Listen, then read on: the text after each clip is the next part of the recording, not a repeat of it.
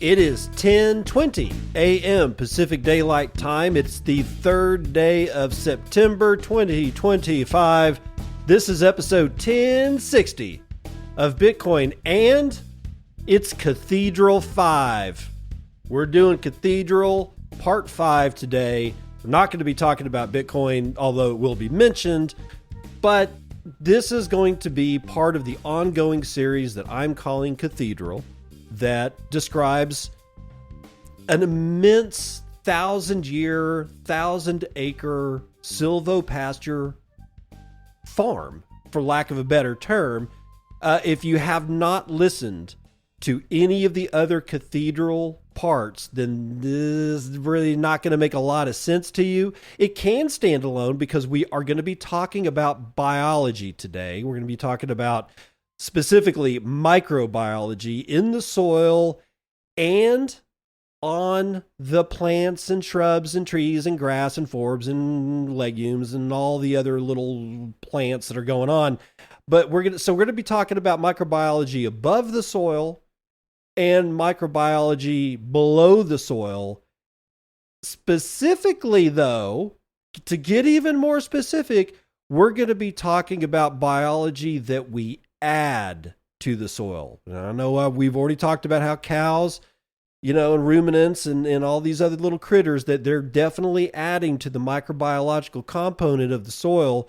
But this is going to take it one step further. This is part of the infrastructure of Cathedral. So again, if you haven't, I highly recommend that you go back and listen to the rest of the Cathedral series, starting with Cathedral 1, 1,000 Acre Years. So that's the name of it. That's where it starts. And then Cathedral 2 builds on it, 3, and then 4, and then now we're at 5. And this is the outline that I have for you guys today is pretty immense. Is probably going to take longer than an hour to do. I'm not going to split this episode up. I'm just not. I want all of these together. I don't want a part 5A and a part 5B. So let's go ahead and start treading that water. But first, I think it's important that we talk about the Circle P. My Circle P vendor of the day is SoapMiner. You can find the best soap, not good soap, not high quality soap, not that it's, it's handmade, but not handmade soap. I'm talking about the best soap I've ever used. I've been alive for longer than, a good, getting on a handful of decades here. I know soap. I've been using soap since I was a kid. I've never found soap like this before. This soap is the best soap in the business. SoapMiner.com. SoapMiner, as in mining soap out of the ground. SoapMiner.com has the very best handmade 100% beef tallow soap. It is amazing. These bars, if you take care of them, these bars of soap last forever. Make sure that they don't sit in water. Right? That's the best way that you can destroy a good bar of soap really quickly.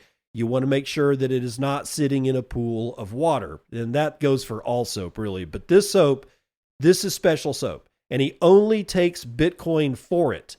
So if you want to buy this soap, you're going to go to SoapMiner.com. You're going to use the coupon code Bitcoin and in the coupon code spot that he allows for. And you're going to get 10% off of your purchase, bro. Buy the best soap in the business from SoapMiner.com. That's SoapMiner.com. It'll get you nice and clean. All right. Let's start off doing this. Okay. Here we are coming into Cathedral 5. And I want to make sure that everybody understands that we're talking about brewing biology today. We're literally going to brew biology, and we're going to apply it, and we're going to talk about what's going on with it. Why are we doing it? Why do we care? So we're shifting in focus from the earlier episodes of Cathedral, where we were really talking about geometry and flow, the way geometry is in the way that the tree lanes are built and the grazing lanes in between and the perimeter trees and the flow of the animals through the geometry. Cathedral goes well beyond that. It goes well beyond that, because geometry by itself doesn't build soil. It just doesn't. But yet the project Cathedral needs biology to fully come alive. So why does it matter? Honestly, why do we care about all this? Why are you all been out of shape, David, about all this biology? Well, because the microbiological life in the soil drives fertility. And it does that in many ways, one of which is nutrient cycling. As these critters die, their nutrients that they've collected become now available to other critters, including plants. Right? As the plants are able to get all these bioavailable nutrients that are being continuously gathered from the resources around the microbes, turned into bioavailable molecules that the microbe itself uses, and then either that microbe gets eaten by another microbe and turned into microbe poop, which is all bioavailable to plants and, well, other microbes. It's this continuous cycling of nutrients in the soil. And these microbes not only cycle the nutrients, they gather nutrients that used to be unavailable to plants. These critters can go get them and can make them available to plants, like mining phosphorus, which all by itself is usually locked up and is not very available to plants. You can put phosphorus on the soil, and sure, for a little while, that phosphorus is available to plants, but it quickly becomes bound up in the mineral component of the soil because of the way the chemistry works. So you can just keep on putting on phosphorus, and unless you've got microbiology in the soil that's going to be able to mine that phosphorus continually out and turn it into something actually useful, well then, ladies and gentlemen, you can forget about it. It's just not going to be available to the plants. And then a lot of this is going to be a discussion also about biochar, which I've definitely talked about before, and I talked about it at length in the last episode, which is Cathedral Part 4. And I've also talked a little bit about brewing biology, but for that particular episode, but not like we're going to do it today. And so as a reminder for people, why is biochar important? Well, first of all, it's a charcoal. It's almost pure crystalline carbon, not diamonds. I'm talking about it's like charcoal, except not the charcoal you use for your grill. It's more like activated charcoal that you'd find in a water filter. It's almost pure carbon. It acts as a water battery because it holds 7 times its weight in water. Chemically, it's chemically bound. It's not like it's in a sponge where you can squeeze it out. No. The water is chemically bound to the biochar, so it doesn't evaporate, and it makes everything water resilient. Again, 7 times its weight in water. A gram of biochar will hold 7 grams of water chemically. It's not going anywhere, except unless a plant actually needs it and is able to knock off those water molecules by, actively mining the water. This makes land resilient. But more than that, biochar is a nutrient battery. So any bioavailable nutrients are also locked away into the structure of this biochar. It's not allowed to leach away with the rain. It holds it chemically, just like biochar holds water chemically.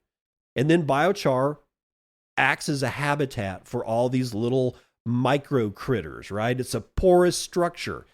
It's got, in fact, 1 gram of biochar, if you were to flatten it all out and look at just the surface area of pure carbon surface that it has, it's an NBA basketball court for 1 gram.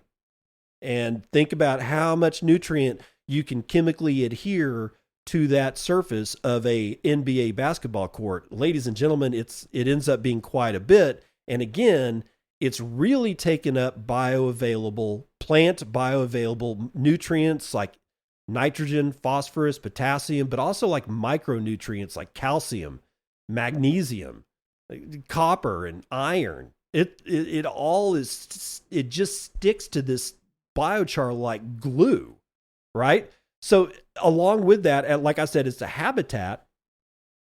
It forms apartment buildings, that same surface area that collects the water and all these nutrients.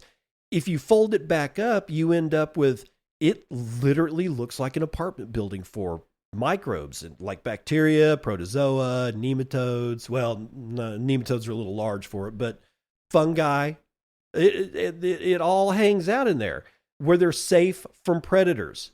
And like I kind of described, in last week's show, is kind of like a coral reef.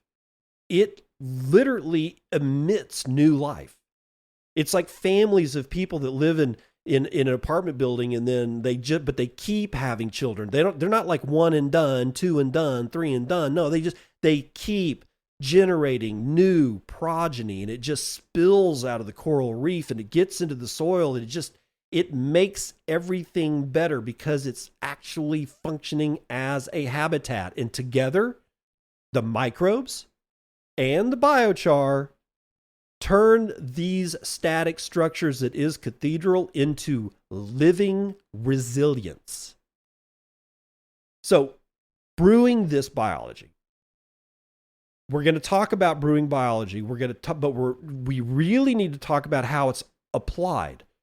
How do I get the biology there? Now, if you were here for last week, you're going, well, you already told us about this. No, I told you about how to do part of it. Now, this is the rest of the story, and it's a much longer story. We have a dual delivery system that I want to talk about. There's going to be the top-down application of this brewed biology, like we spray the foliage of the plants and the grasses and the forbs and the legumes, but also the black walnut trees, the black locust trees, the honey locust trees, and all the hedgerows and anything else that we, if it's got a leaf, it's getting this foliar application thrown on it. But we're not done. We're not done. We're going to have a bottom-up approach inside the soil. The subsoil, we're going to be working that as well, and the top-down and the bottom-up delivery systems are going to work together, because in the end, the biology that we're laying down is not what you would consider farm inputs, right? They're not like, what's an input? Fertilizer. I go buy, a truckload of fertilizer for my 1,000-acre farm. I'm growing wheat.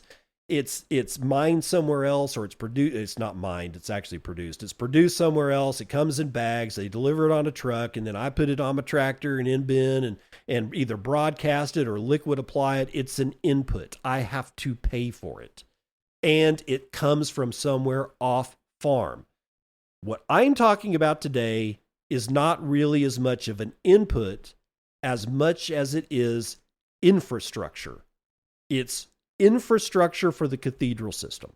Just like the tree lanes are infrastructure, just like the grazing lanes are infrastructure, the animals are infrastructure, any buildings are going to be infrastructure, and there will be buildings. We'll get to them much later.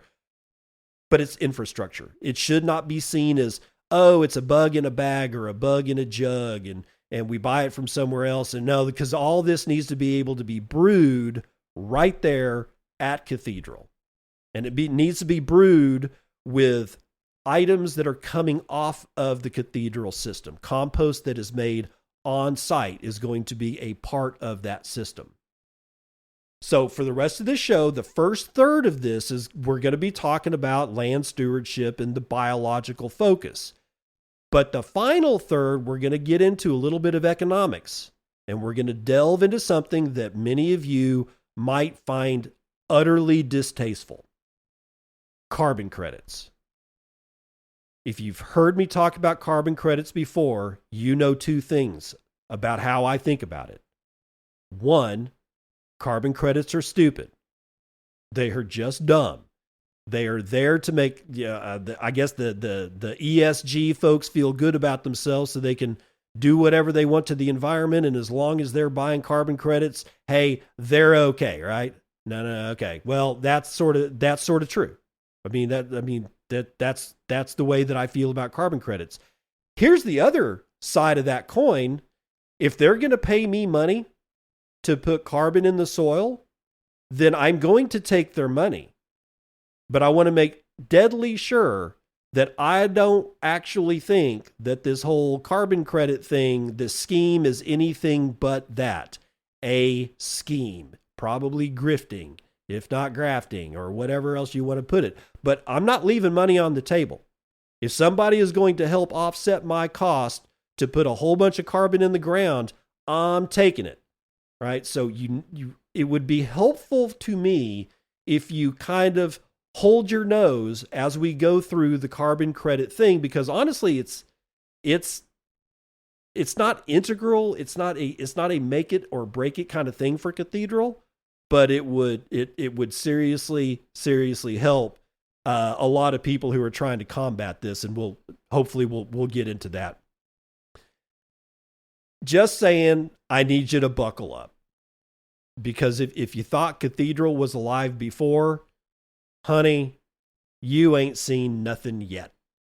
Let's redefine our inputs first. I just briefly touched on inputs like fertilizer. Fertilizer is consumed. You go and you buy it. You go to your farm store, your ranch store. You tell them you need, 250 pounds of nitrogen per acre, and you've got 1,000 acres, so you're going to end up putting on 250,000 pounds of nitrogen to grow wheat or oats or whatever it is that you're going to do. 250,000 pounds is a lot of money to cut a check for. Fertilizer costs have gone up, but microbes persist. And not only do they persist, they amplify. They amplify themselves. And when they amplify themselves, by definition, they amplify everything that they do. That's what we're getting at. We need to be looking at deleting our inputs, the amount of money that we pay somebody else to bring something that's not on our farm to our farm, or the silvopasture or ranch or whatever it is that you're whatever way you're thinking about this.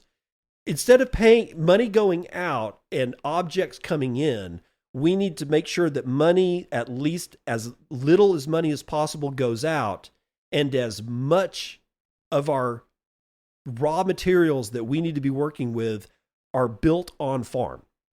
That is a paradigm shift from the way that we do any kind of agriculture that any of us are actually used to, right?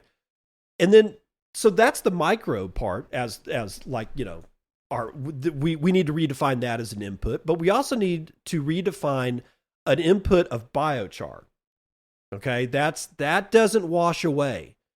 That's not like I go and buy however many pounds of phosphorus I would need to charge the soil on 1,000 acres. I think it's like, I want to say it's something like 50 pounds per acre, which is, 1,000 acres. That's still a lot of weight. That's still a lot of money. It's still a lot of application. Biochar doesn't wash away. And if it gets a hold of bioavailable phosphorus, it's going to stick to that biochar, and it's just not going to leave your farm. It's just not. It all becomes part of the soil matrix. The biochar, the microbes that are living inside of it, on it, around it, came from it, whatever. And it's the compost tea. That's where we're going to get the biology from. That's how we're going to do our first amplification step of this particular input that we are going to be looking at as the microbiology of the soil. So microbes reproduce. And thank God for the biochar, because they have an apartment to have sex in and raise their children and then kick their ass out when they're done. But it allows them to regulate and defend themselves once they're established. So they don't go away unless you do something to your soil that kills them, like put on herbicide, pesticides, and fungicides and all the rest of the inputs that we put on conventional farm fields, if you don't do that, these things never leave. They just reproduce. The population gets larger and larger and larger. Some of these microbes, like fungi, you may ask, well, what do they do? What are they doing? Now, I've covered this in some of the other Cathedral stuff, but for backgrounder, fungi.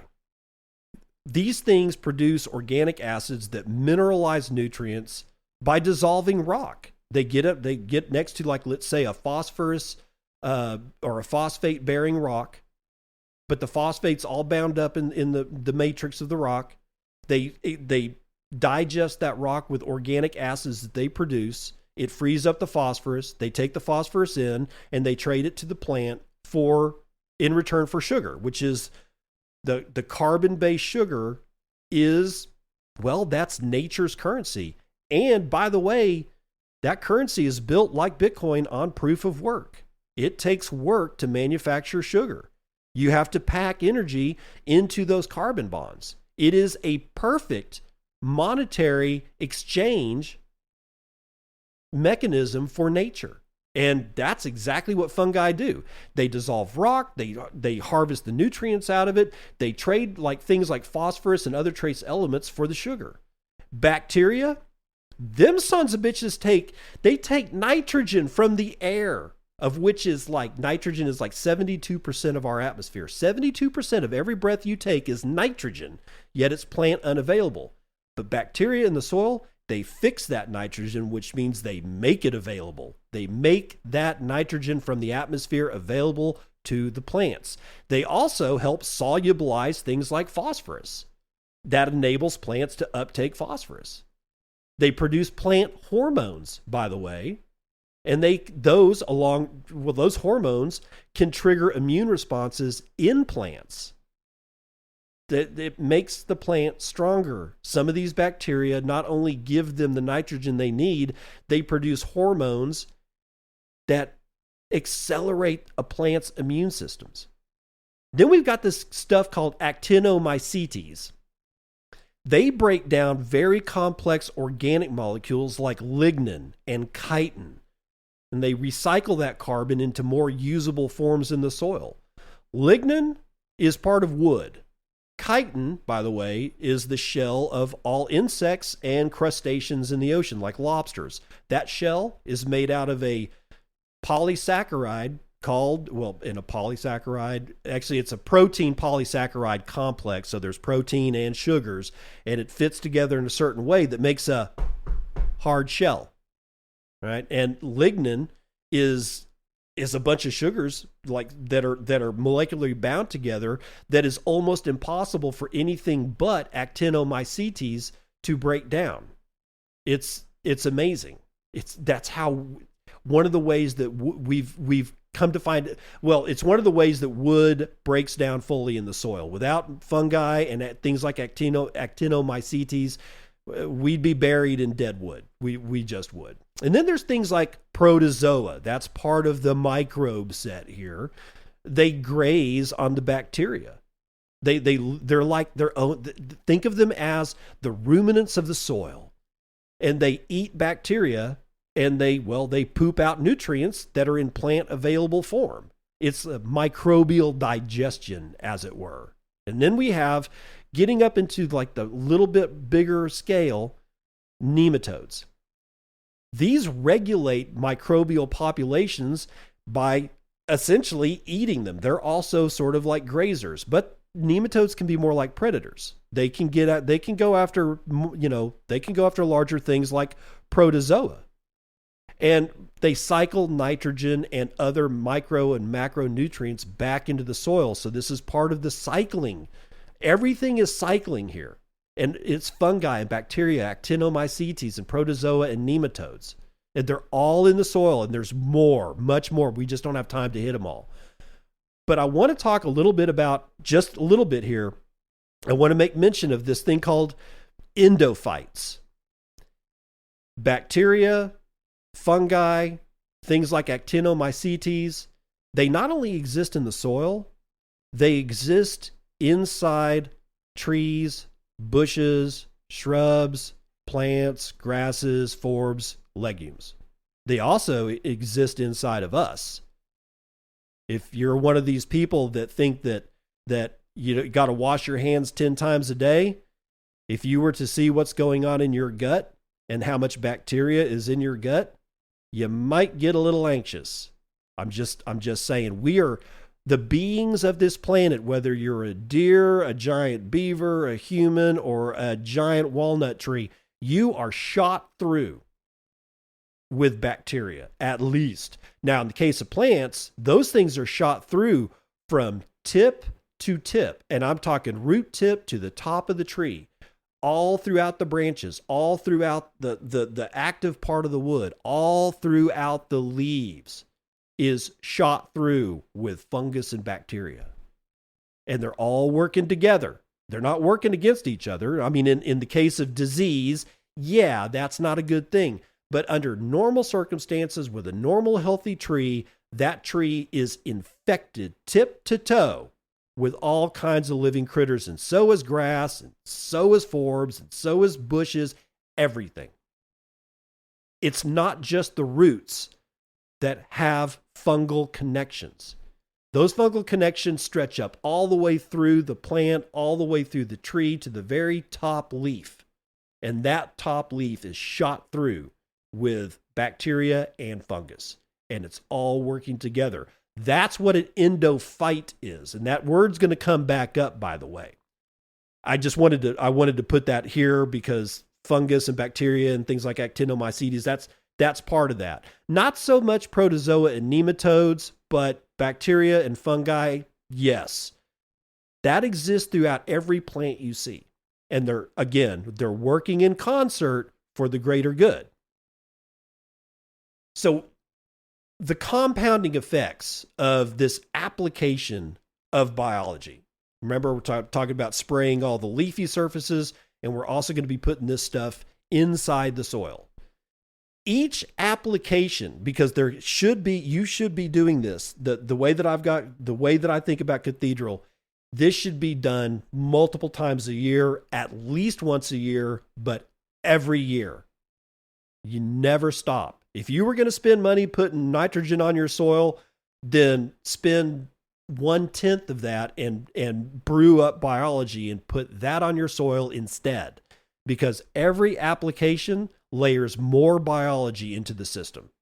And earlier inoculations, they're established. They have a huge population, and now they're getting new genetic material added to them. They're never going to have a bottleneck in being able to breed, right? You're never going to end up with a monoculture of a single kind of bacteria in your soil. And that's one of the reasons why you continuously add more populations, different populations to the soil.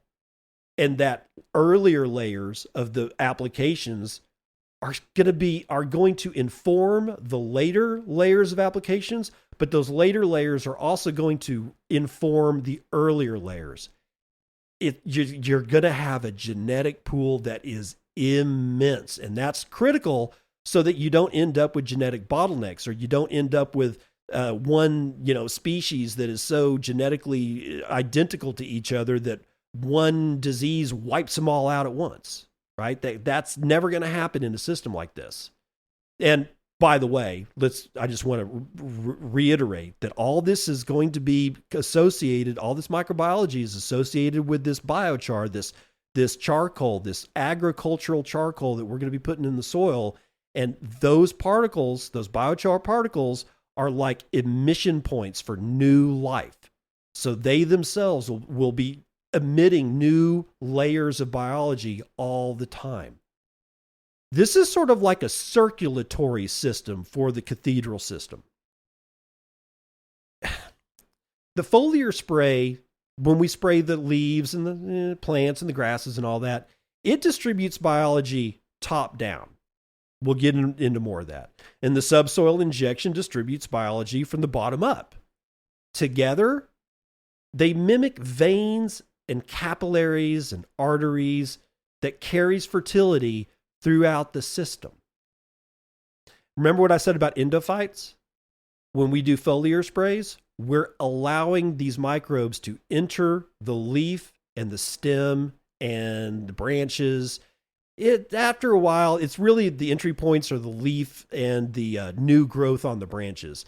Barked, really heavily barked over situations, it's not really the microbes aren't going to penetrate into the plant. But that foliar spray, when it hits those leaves, these microbes are definitely going to penetrate from that side, and they're going to work their way down. The stuff that we put in the soil is going to contact the plant roots, and that biology is going to go from the bottom up. And again, together, it's sort of like a circulatory system for Cathedral. It's a bridge. This entire thing is a bridge between the geometry or the structure of Cathedral and the function. Why are we doing Cathedral in the first place? We need several different outputs that we can sell at the market, and we need to be able to do it in a way where biology is king, cycling is king, management is king. All of these things are king, right? Instead of pulling in sacks of nitrogen, we're doing it from a different standpoint. It's the biology that fuses that structure, the tree lanes and the types of trees and the types of grasses and the types of forbs. It fuses that with the animals. It fuses that with the way life works on the farm. So it's not just about geometry and structure. And it's not just about animals rotating through the paddocks. It's about tying it all together. And the way this entire system is tied together is these continuous applications of biology, which we can brew. Yes, we can brew this stuff. So you might say to yourself, Self, how do I do this? I mean, he's talking about all this biology. How in the hell do we make enough biology that we can put into a tank and spray on leaves, and however he intends to do it, put it underground? Well, there is several ways that you can brew compost tea. Most of the stuff that I come across on things like YouTube is small scale. We need more industrial size, but I'm going to go middle ground here. So that we can, I'm not going to describe some kind of manufacturing plant with steel, fermenters and whatnot, although that is in my mind. But what I really want to do is I want to talk about something called an IBC tote. You've seen them. If you don't know what an IBC tote is, if I showed you a picture of one right now, you'd go, oh, those things. I see those things everywhere. It is think 500 gallons. Right? So it's a cube of plastic, and it's got a spigot on the bottom, and it's a big spigot because it's, this thing's holding like 500 gallons of liquid. That cube is wrapped in aluminum steel caging, right?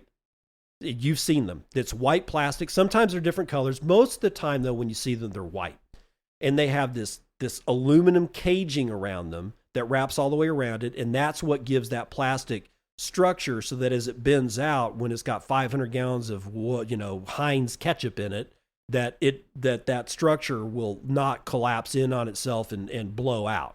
So that's what I'm talking about. That is honestly, even for something like Cathedral, a couple of those, and you're off to a hell of a start. So there's this woman named Laura Ingram, or Ingham, I think is actually her name. She is one of the first people in the world to actually define something called the food soil, or the soil food web, right? And that is what we're building is actually a soil food web, except I don't want to get into that because I think you're going to understand what a soil food web is after we get finished with this discussion. So I'm not going to go into it right now. Her and one of her friends came up with this system to brew compost tea, which is old technology. This isn't new. It's not like we just discovered this, but we are kind of rediscovering this, right? So it's been around for a long time, right? So what they did is they came up with a system where they would take a standard IBC tote, they'd cut the top of it off, not all of it, just like it's a certain size, and I think it's like a rectangle or something like that. It's just the exact size for them to put an air compressor on top of. Now, they built this air compressor. It's not something you go buy at Home Depot.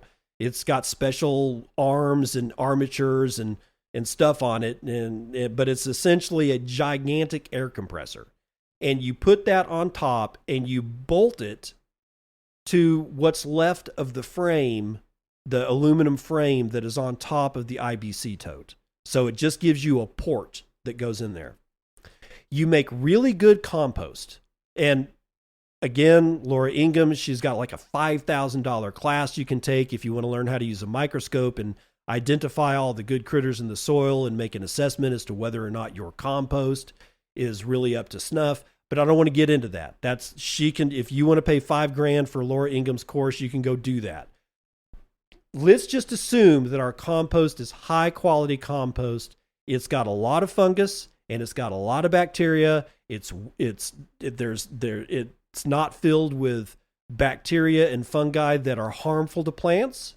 That we've made the highest quality compost that we can find. And what do? We take a kind of like a burlap bag, except think of it more in terms of a tube. Not a bag, but a tube. And it's about 2 foot long, maybe 3. I'm sure they come in different sizes. And it's designed to hold compost. And so you fill it up full of compost. And you take that bag and you throw it into the water. Actually, let's back up. You're ready to put the bag on. So you've already filled up the IBC tote with just regular water from the tap. Except that tap water's probably got chlorine. Even if you're on farm, you probably got well water, but it doesn't hurt to fill up the IBC tote and flick on the air compressor and let all of that air just bubble through the water for about an hour. If you are on chlorinated water systems, this is critical because otherwise you dip that bag full of compost, all the critters are going to die, or at least most of them will die and a lot of them will just be severely weakened because that's what fluoride and chloride in water systems do. They're not good for life, and that's why they feed it to us, I guess. Whatever. That's a tinfoil hattery right there. Although I don't think fluoride should be in water. That's just me though. That will boil out the chlorine and the fluorine because halogens that's part of the halogen family. Those gases are so volatile that if they get exposed to any amount of oxygen whatsoever, like you're bubbling it through air through chlorinated water, that goes away literally within an hour. So after you've got all the water bubbled for about an hour, you shut this thing off, you put the bag of compost into the water and let it fill up, and then you hook it to one of the bottom ports of this air compressor. You can, again, there's more than one way to skin a cat, but this is for Cathedral, so we need some tonnage here. We need some good volume. You tie the top of that bag. There's a pipe that goes into the bag, and then it's got drawstrings, and you tie it around that pipe, and it doesn't come off. Just trust me. That pipe goes down all the way to the bottom of that bag of compost, and it's got little holes in it, and air comes out of it. Right. So then on the other side the other part of the air compressor, the part the armatures that go into the liquid, there's a couple of other armatures that just go all the way down to the bottom of the IBC tote and they just pump air into it. And it's all from the same air compressor. So all the water is moving. So now when you turn it on, air is bubbling through the compost. And the water itself is being churned by a whole other set of air jets that are coming out of the air compressor so that water is 100% oxygenated and that compost is definitely being aerated because there's that pipe that's blowing air through, from tip to toe on it. What you're doing is you've started the tea brewing process, right? So then what you do is it depends on what you want. You need to feed this thing. And this generally speaking, this tea process for Laura Ingham's tea process, anywhere between 1 and 3 days that you just leave this thing on, and you cannot turn it off because the life in that water will just gobble up every molecule of oxygen, and it will turn anaerobic, and then everything starts dying. So that's one of the other reasons we've got air being pumped into this thing. If you feed it with molasses, let's say, like agricultural molasses, you will get more bacteria than fungus. If instead you feed it with humic acid or kelp or, I don't know, fish emulsion, you will get more fungus than bacteria.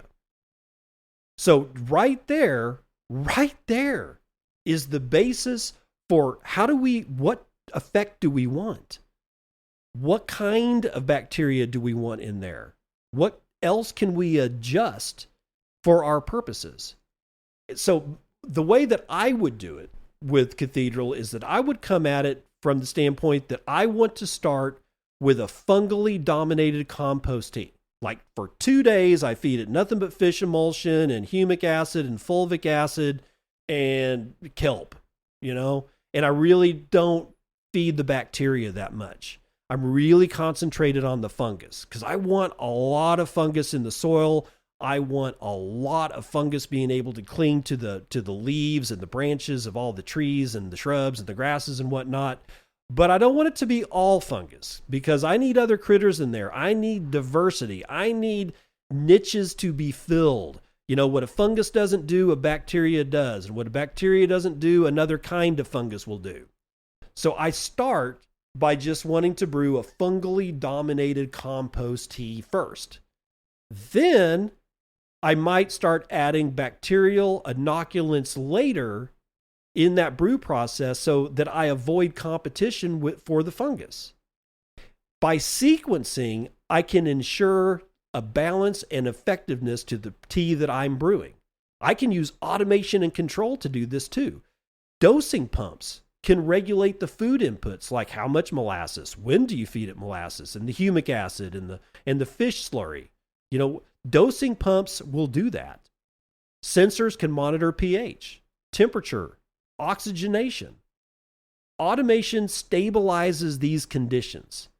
I can program all of this too, by the way. I can have it set on a program if I wanted to, probably through an Arduino or a Raspberry Pi or something like that. That's where that gets a little bit more technical, but this can be automated. You don't have to stand there for 3 days or set your timer. You can if you want to wake up at 2 a.m. and make sure that you add some more humic acid. But we could build a system with dosing pumps, with sensors, make sure that pH doesn't get all out of whack, and then readjust it with dosing pumps with like maybe acetic acid or even lye or something like that will adjust the pH up and down.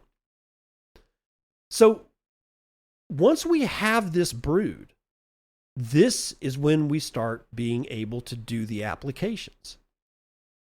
And I want to start from the bottom up. All right. Well, actually, I take that back. I want to say one more thing. I'm not going to be just brewing this in water. After this is all said and done, like I've got a good brew, I'm just about to start dosing it with a different kind of bacteria set. Like I said, start with fungal dominated.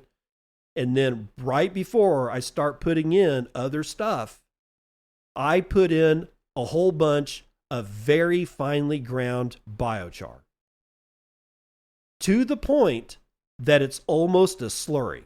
Still liquid enough that air can bubble into it, still liquid enough that it can move around, but it's going to have a lot of biochar in it, to the point that it will make it a little, you would actually look in the bubbling chamber and say, that looks viscous. That's starting to look more like maple syrup in the way that it flows, right? That's what I'm looking for.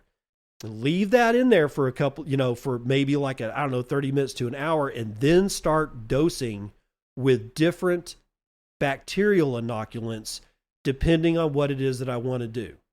This way,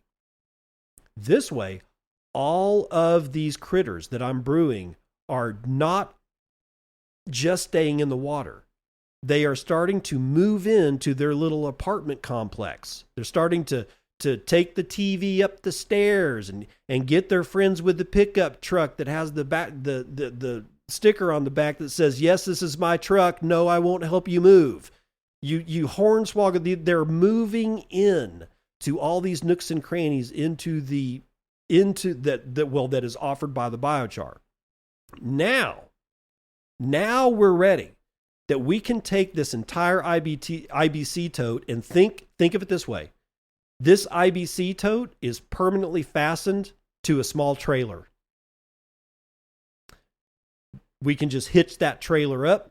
We use it like we connect it to the battery of the car. So because we always have to have this slurry being oxygenated. We really wouldn't want the oxygen to be turned off for any longer than 30 minutes to an hour. And I wouldn't even want 30 minutes. This is continuously aerated. And by the time we're ready to apply this stuff, it's going to be thick. All the nooks and crannies of the biochar is going to be filled with life, and it's going to be filled with nutrients, and it's going to be filled with water. It's not going to take anything away from the soil, because if you were to put raw biochar in your garden, you would actually see detrimental effects first. Why? Because the biochar is going to suck all the plant available nitrogen out of the soil in its area, all the plant available phosphorus. It's got it. Remember how I said that the biochar holds water and phosphorus and all kinds of stuff because it's sticky? It's also a magnet. If those spaces aren't filled, those spaces will become filled, and the nutrients that fill them will come from the soil. And people have done this, and they've said the first 2 years that they put biochar on, because they didn't charge it with biology and nutrients first, they saw bad effects to their tomatoes. They saw bad effects to their cucumbers. That's why we're doing this now. Before we apply it, it has to be filled with the life. It has to be filled with the nutrients. It has to be completely soaked in water, and that's going to help us deliver it in the bottom-up delivery, which is subsoil injection. There was a man in either Australia or Tasmania or New Zealand. I'm pretty sure it was Australia.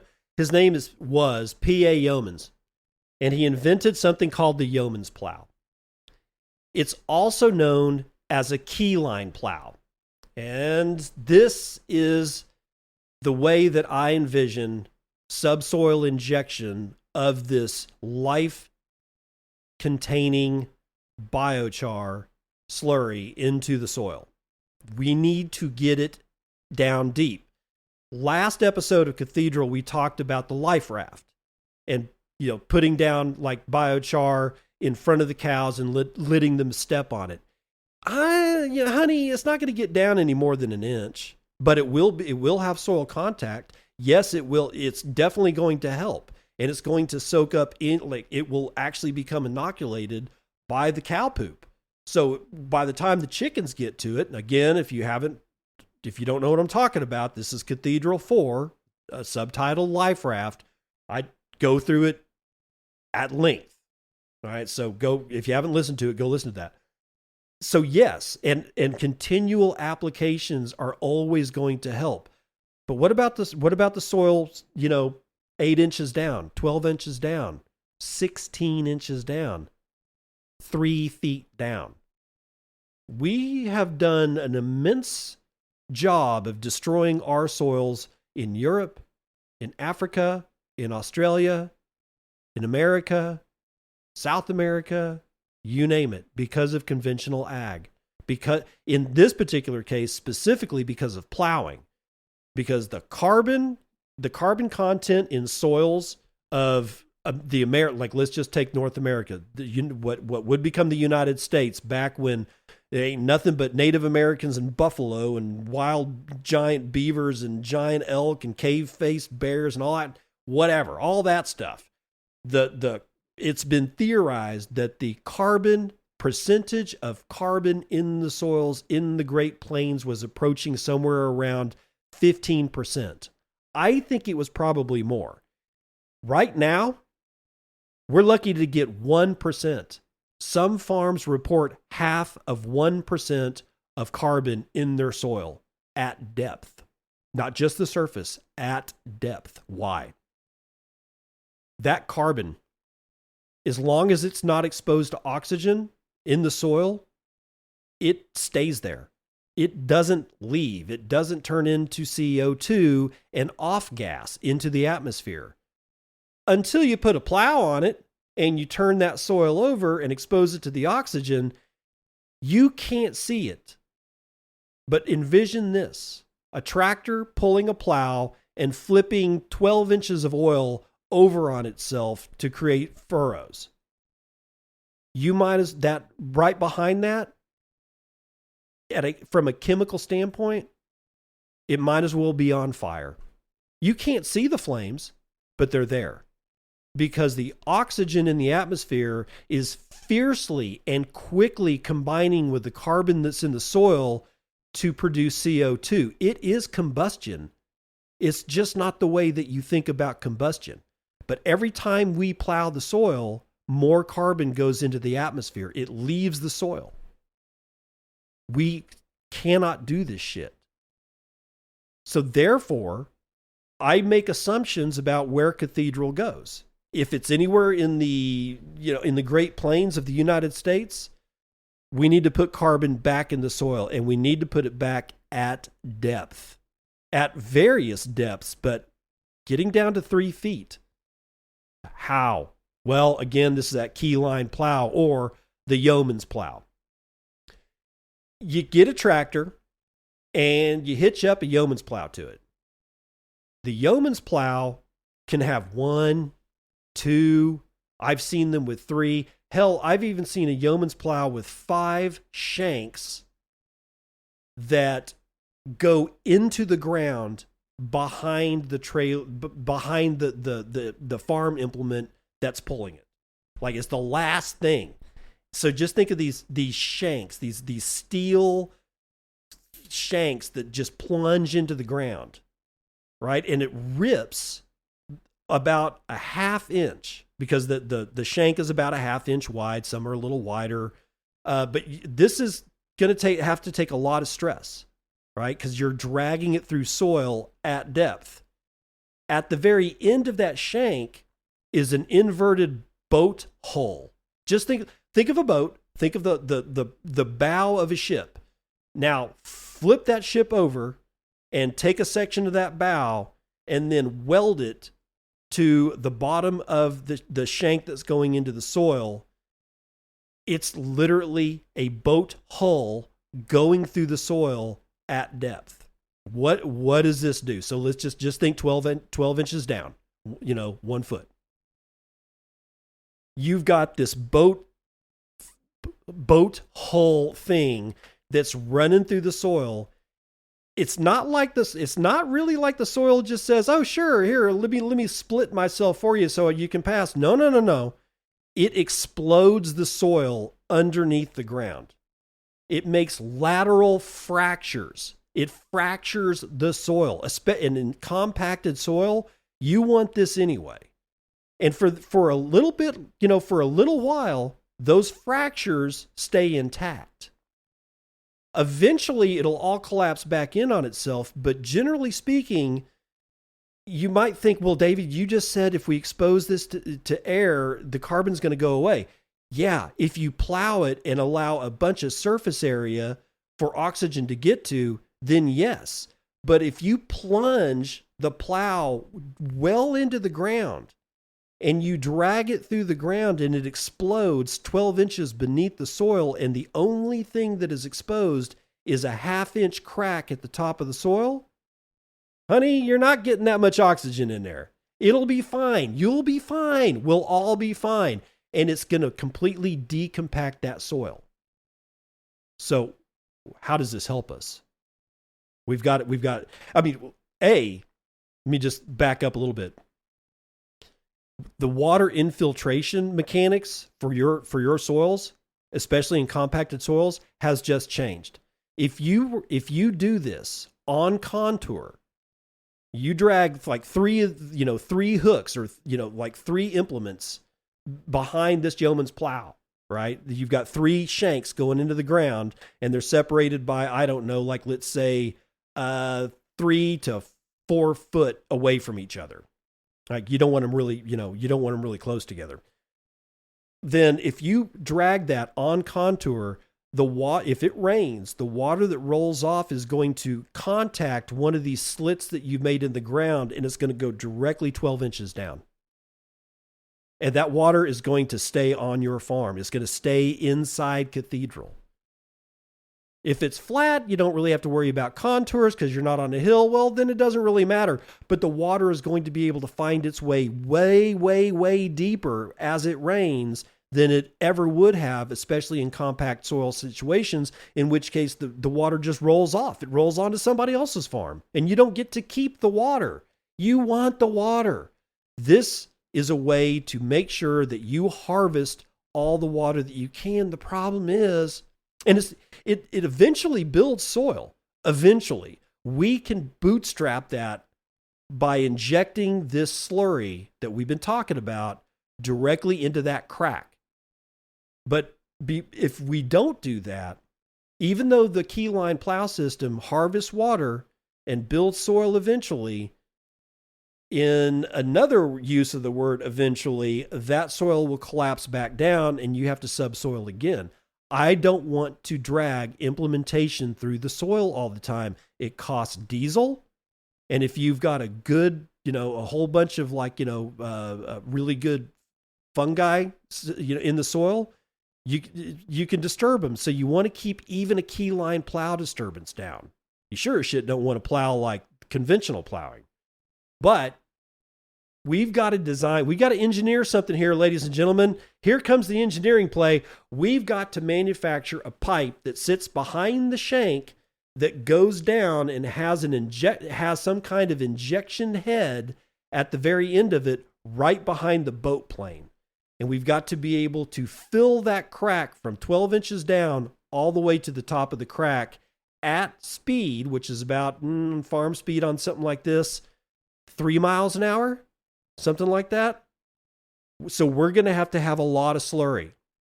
We're going to have these pipes. And the reason they're behind the shank is so that the shank, as it rips through the soil, protects the injection pipe. So it's got to be wide enough. It can't be over like a half inch or whatever. It can't be protruding from the edges of the shank that's going into the soil. It's got to be right behind it and 100% protected by the shank so that you don't break your injection pipe. Let's say and I know we can build that. Farm engineering and ag engineering has been around forever. Yes, we can do this. Those pipes need to be connected to the IBC tote. Where that IBC tote goes, maybe it's part of the implement itself. We already said that we put these on a trailer. We strap it down and we brew it right there on the trailer. Maybe we just hitch it in between the tractor and the keyline plow because the keyline plow doesn't need the tractor's power takeoff. So we don't need an axle going there. However we do it, there's definitely more than one way to skin the cat, but we're going to need that reservoir that is continuously being bubbled of that life-infused biochar slurry being pumped with a slurry pump into those pipes and injected to the point that it fills up all the lateral cracks and fissures that the keyline plow made and all the way up to the very top of the soil level. At 12 inches, that shit is never going to recompact, and it's going to be filled with life. So let's think of the grazing lanes in Cathedral. This is what we do. This is exactly how we're going to go about infusing carbon, water retention, nutrient retention, microbe and life retention into the soil at depth. And we are actually going to, at the start, we're going to do this quite a bit.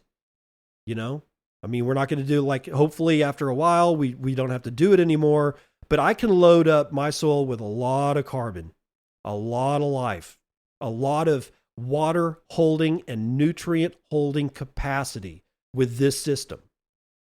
So we make multiple passes, right? We ensure that biochar and the compost tea are deposited immediately before that soil closes back in on itself, which takes time. It doesn't close immediately, but we want to pump it right there.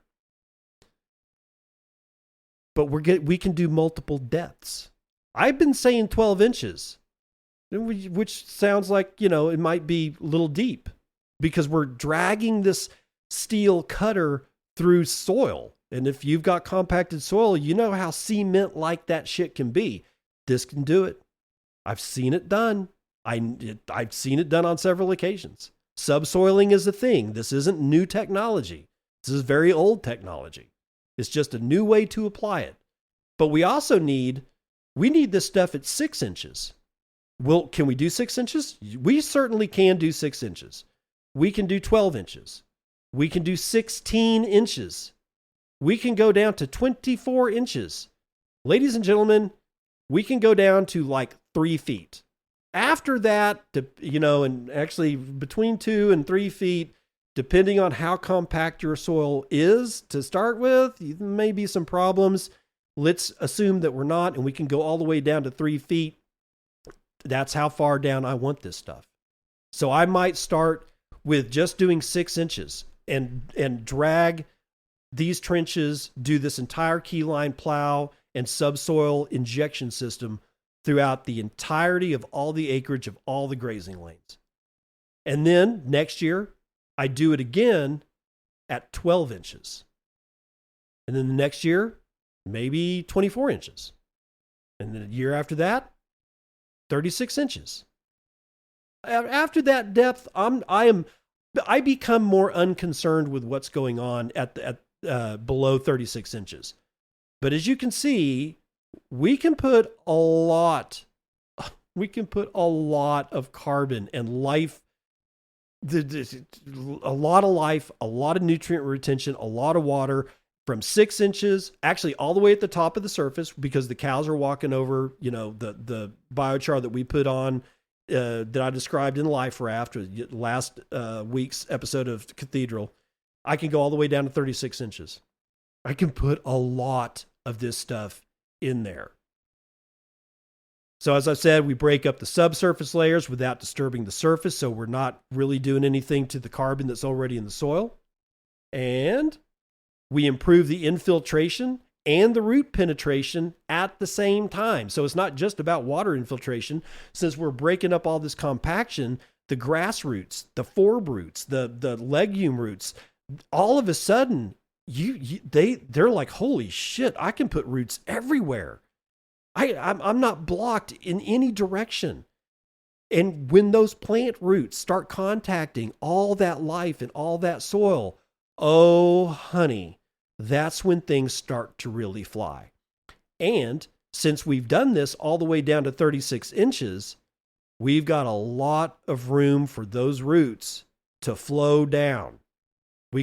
Now they're going to start really doing some photosynthesis for us. They're really going to be able to store their energy and bounce back after a heavy grazing.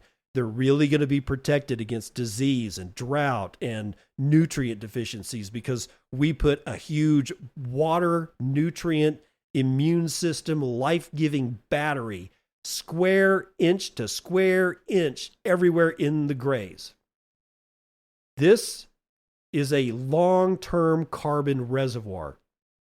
Whole channels of microbiological highways that spread biology beyond the injection line, because it's not just about when that boat hole went through the ground, it not only fractured like everything where the boat hole is being the tip of the keyline plow is exploding the subsurface soil. It's cracking 12 inches, sometimes 24 inches to either side, and all of that's going to be infiltrated with this carbon. And all of it's going to act as a microbiological highway. That's the circulatory system. We're now talking about the very circulatory system that connects everything together. The biochar part, along with all the other stuff that it does, this is long-term carbon reservoir. It's forever carbon in practical terms, and that'll come back when we talk about carbon credits. And again, just to remind you, this thing is like, it holds, all this carbon holds 7 times its weight in water. It gloms onto nutrients and doesn't let it go. And all the microbiology that it contains is purpose built to go either mine rocks for more nutrients or pull nitrogen directly out of the air and make it biologically available to all the plants that are connected to all this biology in the circulatory system in the first place. You see where I'm going with this? The biochar, again, it's the housing development for all this microbiological life.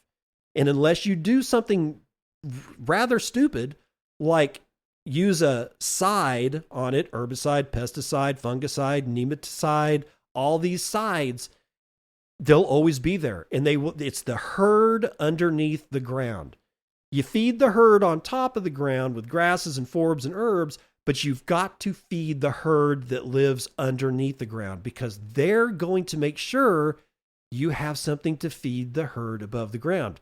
Up and down and down and up. From the top down, from the bottom up, it all works together in a symphony.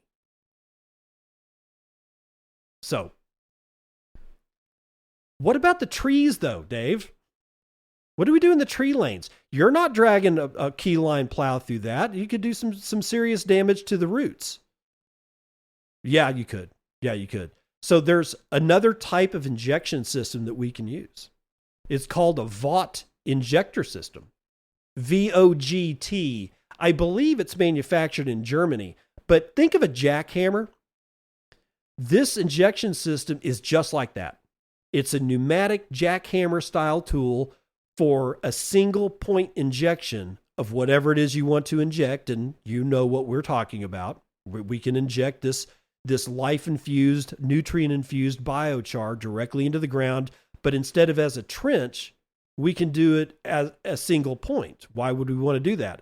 Because we got tight quarters inside the tree lanes. I'm not going to be dragging, I could. We've got enough room to drag it through there, but you'll do the kind of damage to the root system that you don't want to do.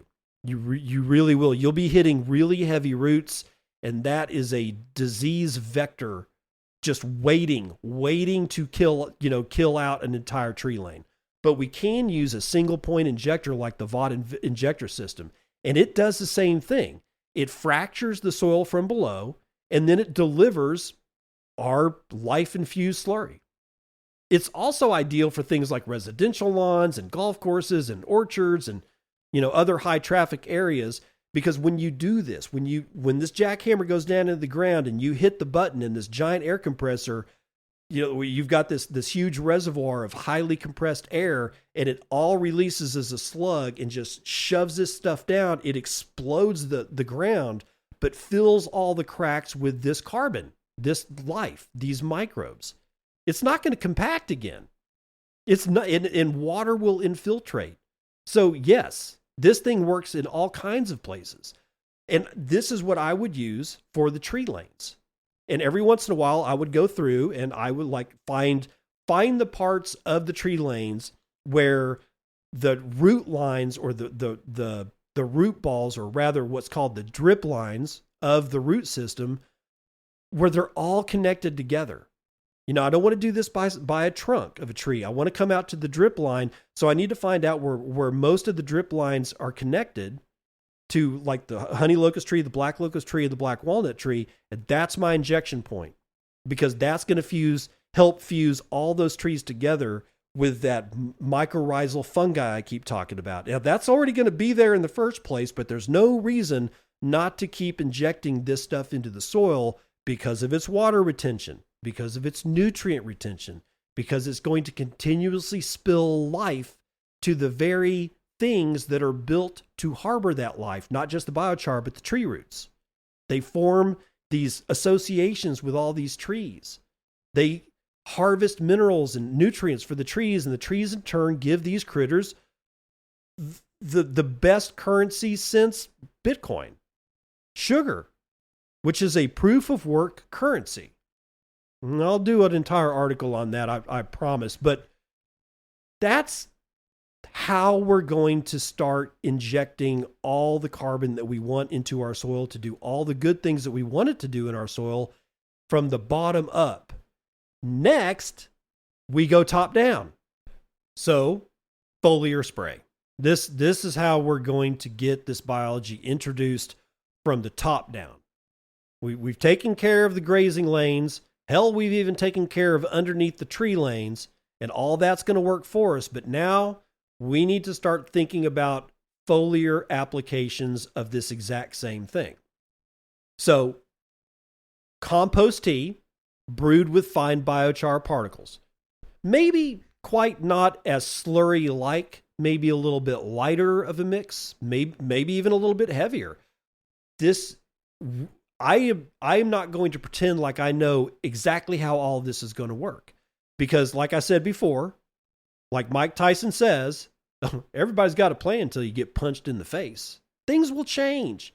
So I have to be flexible about how I think about this.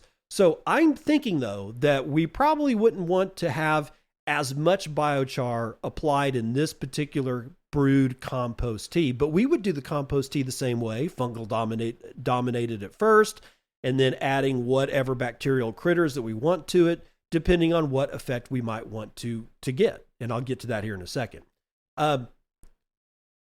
Once we've got it brewed, we need to spray the leaves and the stems with the inoculated biochar. So what are we spraying? First of all, we're going to get a spray rig like we were spraying, applying herbicide to an early crop of GMO corn. It's like it's a trailer that goes behind a tractor, a power takeoff from the back of the tractor, drives an axle, which drives pumps on the sprayer. And as long as you've got a reservoir of whatever the hell it is that you want to spray, well, there you go. Except these sprayer heads are going to have to be able to handle some of this fine particle stuff. So some engineering is going to have to be involved, but I know we can do it. That spray probably be like 30 foot wide. And you just go up and down the lanes, all the grazing lanes, because 30 feet is standard agricultural width. And I've designed the grazing lanes to be 150 foot wide, which is 5 passes with a 30-foot wide combine header, or in this case, a 30-foot wide, I wouldn't do a 30-foot wide keyline plow, but I would definitely do 30-foot wide spray head. And you just spray the grasses. You just spray the forbs. Spray the entire surface area of the grazing lane.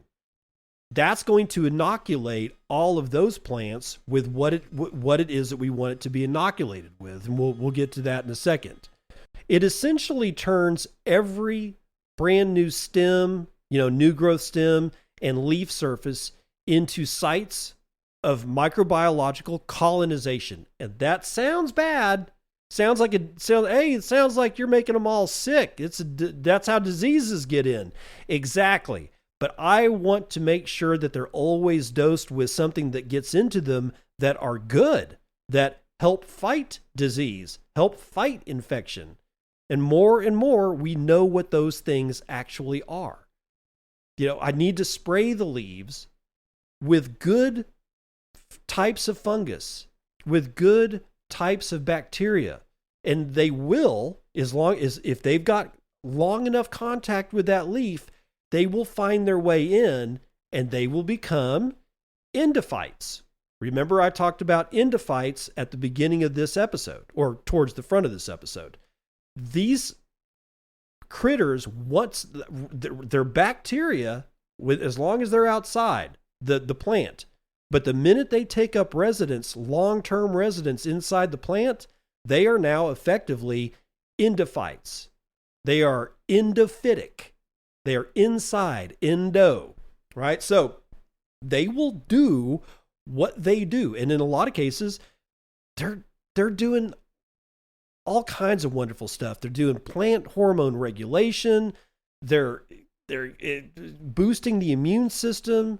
And I mean, there's so much stuff we could go through. It's like, that's a whole other episode. I'm not going to do that here, but you want this stuff inside the tree. Sure, it's going to get in from the roots.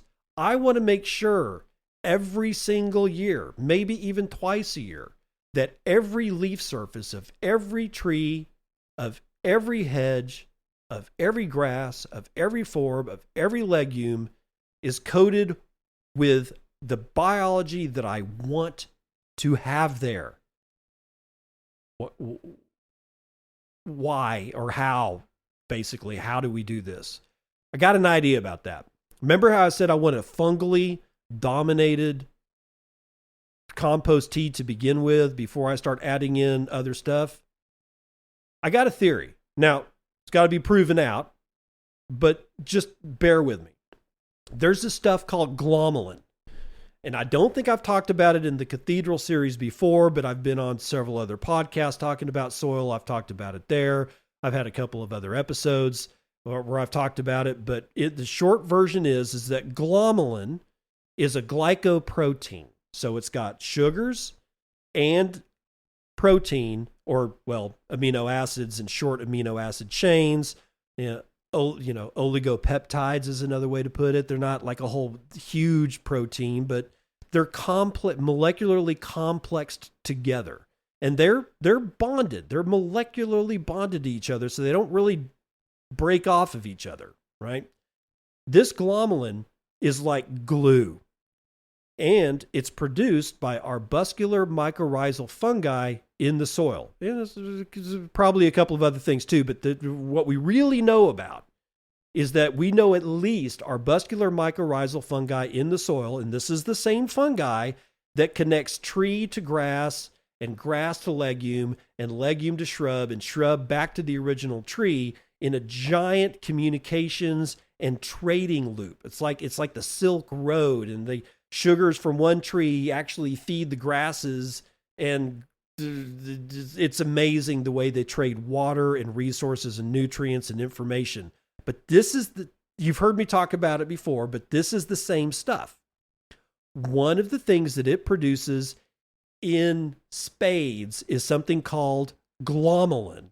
Why is it called glomalin? Because it gloms on.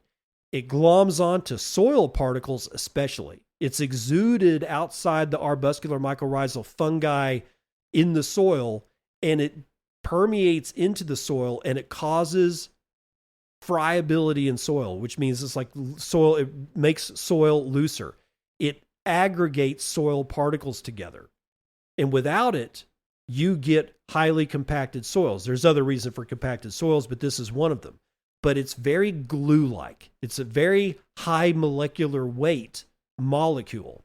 It's predominantly carbon, and a little bit of nitrogen because it's a glycoprotein. But the way it acts, it's like a glue. So if I have, and again, everybody has a plan until they get punched in the face. The theory is that if I can get arbuscular mycorrhizal fungi or any fungi that is okay for plants to produce glomalin while I'm brewing it up in a compost tea, then part of the liquid component is glue. Well, wouldn't it be great if not only did I have this glue in there, and not only did I have this life that I'm brewing in there that is very diverse between fungus and bacteria and some other stuff, wouldn't it also be great if I had some biochar that was loaded up with these particles of fungus and bacteria? And as I sprayed, that particle contacts a leaf and sticks to it because of the glomalin. See what I'm getting at here? Because the longer I can have these critters contacted with the leaf surface, the more chances there is that it will be able to infiltrate the plant and become endophytic, which is exactly what I want. If I were to just spray, it's not that it wouldn't work if I just sprayed it, as water or whatnot. Sure, some of them would get in, but I want to increase. I want to maximize this. So if I can select a species to brew first that produces as much glomalin as I can, it can't do anything but help stick everything to the leaf, including a big old chunk, well, microscopically speaking, a big old chunk of a half of a piece of an apartment building that's filled with families just waiting to kick their kids out of their apartment and have them go find someplace else to live in the plant where they do their thing, which is exactly what I want. Endophytes. Little baby endophytic infections everywhere. That's what I want. I want endophyte colonization. Because here's some of the fungal players. Trichoderma or trichoderma, depending on how you want to pronounce it. It thrives in these compost brews. What does it do for the plant? Boost plant immune responses. I want that. I want that in my plant. I want trichoderma being able to get inside the plants and the trees and the grasses and all that stuff, and I want them to help boost the plant immune responses. And then there's something called Boveria bassiana. What does it do? It deters pest fungus, because not all fungus is good fungus. I want something in there that says, hey, this fungus isn't really helping you out. I can help you with that. Damn Skippy. You damn Skippy. I want this Burravera or Varia in there. I want it in there. That's going to be something that I add into this compost tea. What about bacteria? What do they do? Well, there's something called Bacillus subtilis, right? What does it do? It supports nutrient uptake. It also defends the plant against pathogens. There's Pseudomonas fluorescens that enhances root and leaf health. So this is alive in the roots. It lives in the leaves. I've put it in the soil. I've sprayed it on the leaf. Then we've got Azospirillum brasilensis, I think is how you pronounce it. Fixes nitrogen, dude. It's an endophyte. What would be better than to have bacteria that takes nitrogen out of the soil and feeds it to the plant right where the plant wants it? Because all the activity in the summer, ladies and gentlemen, it's going on in the leaves. It's going on in fruit production. This is exactly where I want nitrogen. I don't want nitrogen to wait as it travels up the superhighway of the from the tree roots all the way to the leaves. I can just put it right there at the leaf. I can have it burrow into the leaf. I can have it live and party down and I don't know, call for fast food takeout right in the leaf while it's watching movies and fixing nitrogen right where it's needed. That's what this stuff does. That's what endophytes do. If you thought you pulled a leaf off of a tree and there was nothing but the leaf, you are wrong.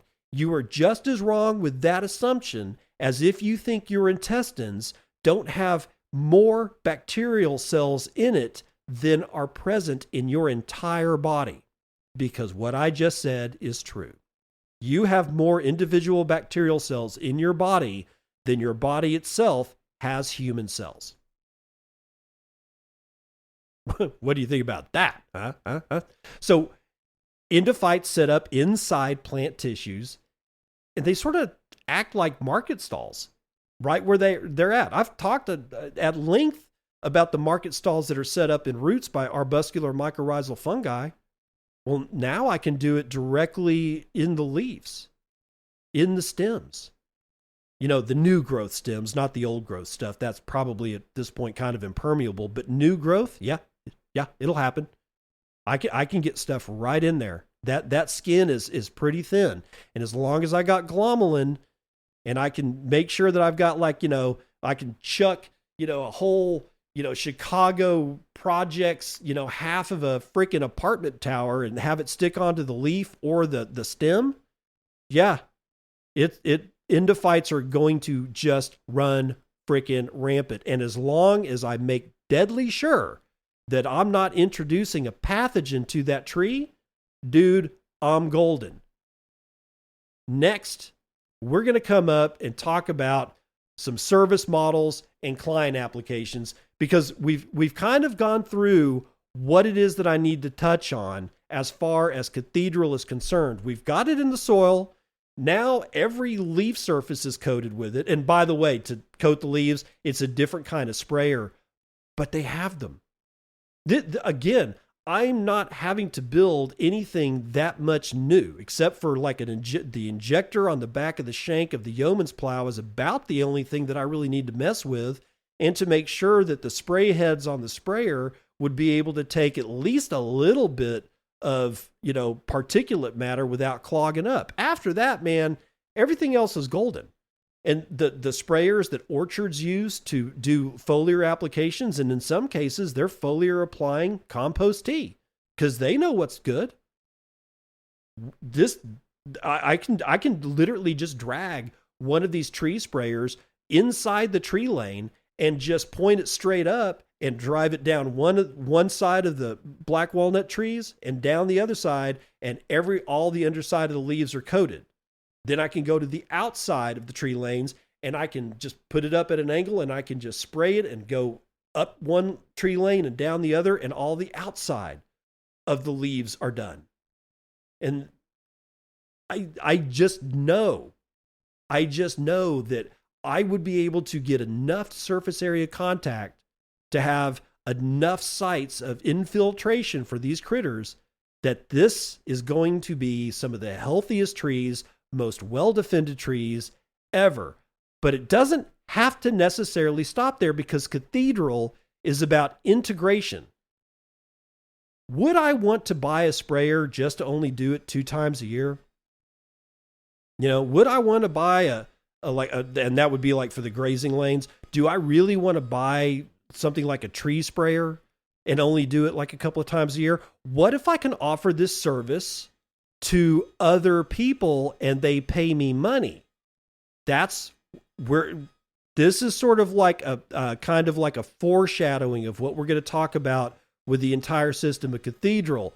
But we can build a company around this entire system that's just spraying compost tea and doing foliar application and doing soil injection. We can build an entire business, an on-farm business that not only does its business on farm, like to do the grazing lanes and the trees, but offers that service for profit outside of the system. What does that look like? Remember ChemLawn?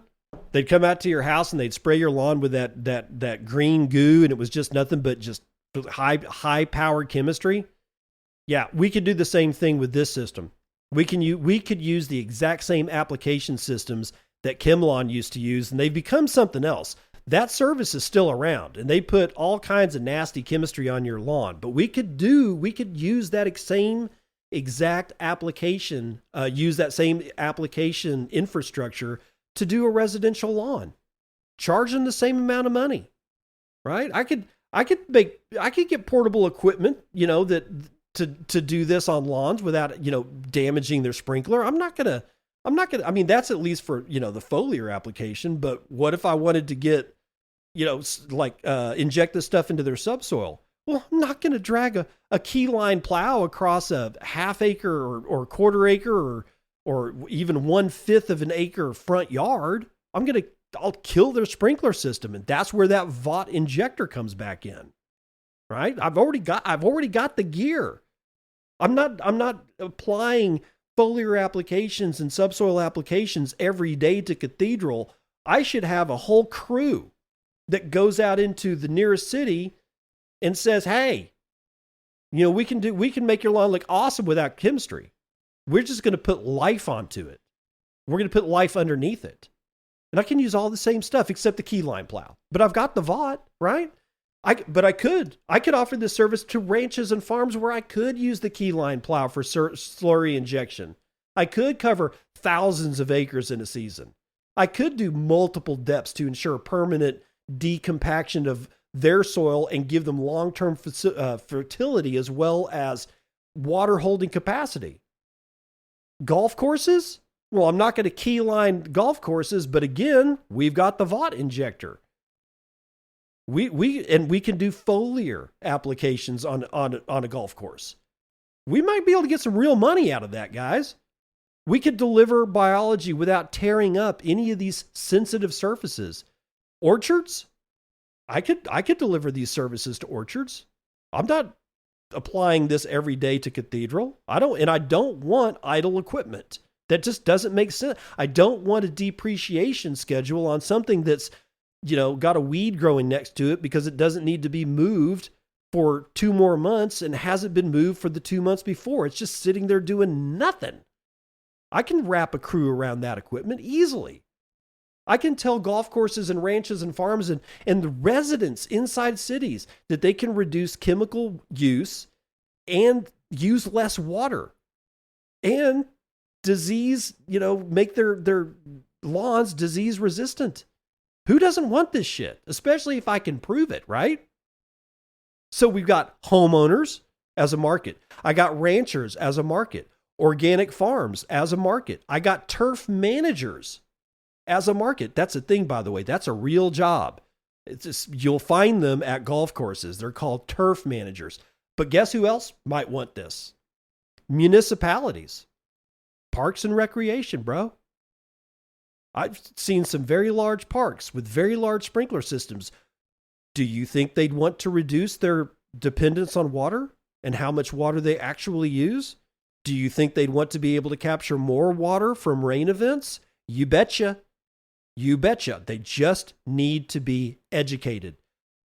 But what I've just described, this brewing biology section, this I can take off farm.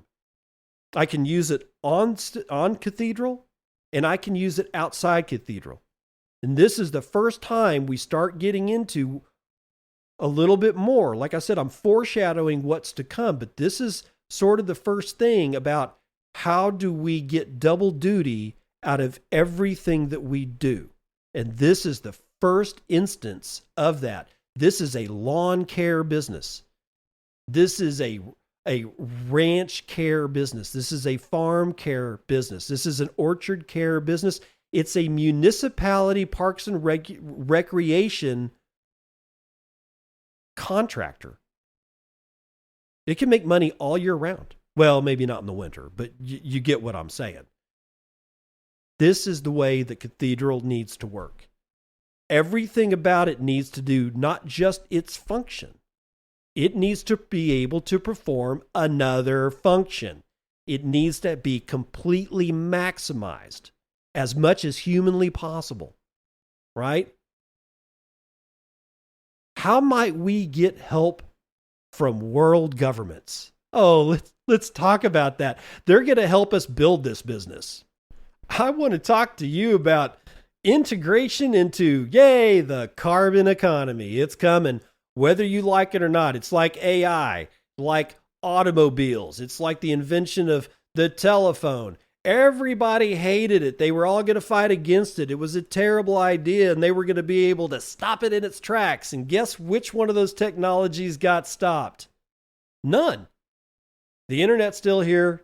We've got electricity. We've got telecommunications. We got automobiles. It didn't go away. You could red flag law automobiles all day long, and the writing was on the wall, ladies and gentlemen. This shit was going to happen, and it wasn't ever going to go away. I am going to presume that the carbon economy isn't going to go away. Is it dumb because of the way that it's being introduced? Oh, you betcha. But that doesn't mean I can't make it work for me, because biochar is sequestration of carbon. They want to pump CO2 into the ground. Like that's going to work. No, you need recalcitrant carbon in the ground, ladies and gentlemen. Here, my name's David Bennett. I got this project over here. I can pump hundreds of tons of carbon into the soil, and it will stay there for 10,000 years. You don't think they're not going to love me? Of course they're going to love me, because carbon is 85%, biochar is 85% carbon by weight. Now, that's a maximum figure. There's some biochars are less than that, but let's go with 85%. It's essentially permanent storage. Literature ranges its carbon storage inside the soil in a biochar storage, type thing. Literature has said anywhere between 1,000 and 10,000 years of stability. I'm going with 10,000. I'm just going to do it. It's long enough to matter for any landowner, and it's certainly long enough to matter for any municipality or sovereign government that decides to get into the nonsense, but it doesn't matter. The soil benefits happen regardless of whatever carbon credit accounting you choose to do, or for whatever reason you choose to do it for. Because 1 pound of biochar is about 3.67 pounds of sequestered carbon dioxide, which is going to kill us all.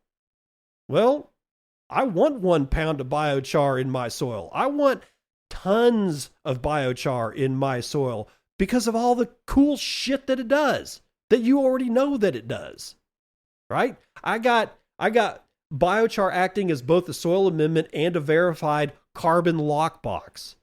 It's measurable. I know how many pounds of carbon I can put in the soil. It's auditable because I've got that all written down and certified.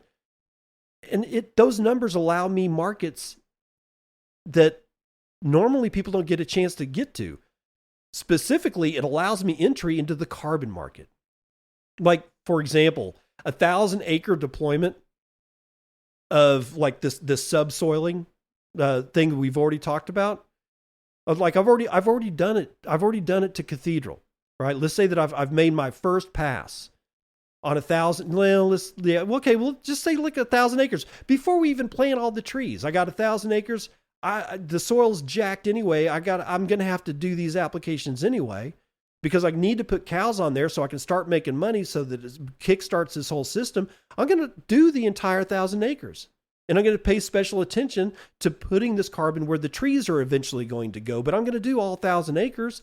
And at 1 pound of biochar applied per linear foot, I can probably sequester about 12,000 tons of CO2 every year. 12,000 tons, not 12,000 pounds. We're talking 24,000 pounds. That's just on one shank. Let's say I got 3 shanks. All of a sudden, our numbers start going up really hard. And I honestly believe these numbers are rather low. I think it's a hell of a lot more than 12,000 tons at 1 pound per linear foot on a 1,000-acre deployment, because 1 pound per linear foot isn't enough to fill up all the nooks and crannies of the exploded soil underneath the ground and fill up the half-inch trench left behind. I can put a lot of carbon in the soil, ladies and gentlemen. Multiple passes at different depths compound the carbon tonnage that I can store even further. I got that. If we're charging for services to go do this for, residential places, I can log that carbon onto the books. Carbon credits, they currently trade anywhere between $42 and $100 a ton. If I can sequester 1 ton of CO2 in the form of biochar, right? And remember, 1 gram of biochar is 3.67 grams of CO2. So I don't have to put down that much biochar to do it, right? $40 to $100 per ton is what they're going to cut. I can sell those credits on the market, like I'm selling stock certificates, or I'm selling futures, or I'm selling some weird derivative. That's a lot of money, because 12,000 tons, even though I think those numbers are way low, $500,000 to $700,000 per year of potential revenue. Again, everybody's got a plan until you get punched in the face, but we got to start somewhere. So I'm starting here. $500,000 to $750,000 per year for me to do what I was going to do anyway. Sign me up. I would do this anyway for soil health. But hell, if they're handing out money, I'm not going to leave it on the table. I get a double revenue stream, man. I mean, landowners pay for services like me coming out to their ranch or their park or their lawn or whatever. I get to inoculate, I get to do the resilience and the fertility. And then I log all the carbon that I use, and the carbon markets pay for the carbon stored in those processes. Or I could offer the service for free, or at least at a hell of a discount. I could say, look, this would normally cost you, $150 for me to do. I'm going to do it for $100, just because you're you, and then keep that price. Always have your price at a discount because I'm going to make up that $50 on the back end anyway when I send my logs in to get them certified, and then basically change those carbon sequestration logs into futures or credits that I can sell on the carbon market. You see how this works? It's doing things twice. It's getting, not doing things twice. It's getting double duty out of something that I do only once. Right? One action, two sources of revenue. That's a fundamental feature of almost everything that I can think of trying to do in Cathedral. That's one of the points of Cathedral. Because carbon credits it's a ledger of ecological work, according to these people, and Bitcoin is a ledger of energy. Both of them convert invisible processes into measurable and tradable assets. And Cathedral sits at the intersection. Biology, energy, and economics all reinforcing one another. Because I'm going to end up talking about that next. Of course, not next, but in the next episode of Cathedral. Because the next episode of Cathedral is going to dive into what I'm calling the carbon group. I'm going to show how biochar production, energy generation, and Bitcoin mining all integrate with, brewing biology, for lack of a better term. So let's close this episode out. I want to ask a couple of questions. I want you to start thinking about these questions as I leave you alone to go on about your hump day this Wednesday. We need a different way to think about inputs. Like I said, bags of fertilizer. What if fertility wasn't something that you bought in a bag? What if fertility could be brewed, inoculated, and made to self-replicate itself all on farm or on Cathedral or on your ranch? What would your ranch or what would Cathedral look like if the pastures never got compacted ever again? How would your farm change if water stayed in the soil through every single drought? How would your lawn look? Your golf course look? Your orchard, if you didn't depend on chemical rescue, but instead biology glued to every leaf and root, at least for a day. I mean, it's going to wash off. After, the glomalin is not going to stay around forever outside in the atmosphere. It's going to get solubilized by rain, and it will go back into the soil, which is great. But what would that look like? You're not having your plant is healthy. Its immune system is being boosted from the inside by things that we can brew. Can you see the biology as infrastructure? Can you see it as not being an input? I mean, are we ready to design for resilience instead of just reacting to bad things that happen to us? What part of your lawn, your land, your golf course, your ranch, your farm, your orchard, what part of that could be the test bed for something like brewing biology if you did it yourself and you didn't even have to go full hog? You could look for a smaller compost tea brewing system. What part would you test? Right? Every organism, no matter how big or how small, needs some kind of circulation. But it also needs a heart. And that is the next episode. It'll be Cathedral 6, the carbon group, the living heartbeat of energy and carbon. Catch you on the other side. This has been Bitcoin and I'm your host, David Bennett. I hope you enjoyed today's episode and hope to see you again real soon. Have a great day.